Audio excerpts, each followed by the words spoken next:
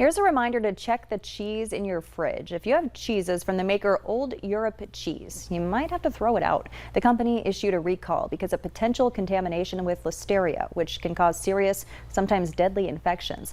The contamination was found in the facility, not in the cheese itself. And luckily, there haven't been any reports of anyone getting sick. The recall list is pretty long. You can find out everything you need to know on the FDA's website. Amazon unveiled a new shopping portal called Amazon Access. It's focused on shoppers who get government assistance. SNAP EBT is featured on the storefront. It also includes information about the company's layaway program.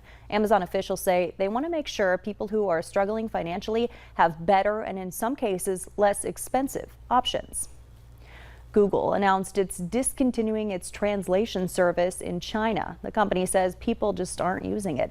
Many other Western companies, including Amazon and Microsoft, have pulled back from Beijing in recent years, and they say numerous issues like internet censorship and domestic competition have resulted in the exodus. Google isn't completely leaving China. However, Chrome and other select services will stay put. Stay with us. Hutch will have one more look at your Monday evening weather planner when we come back.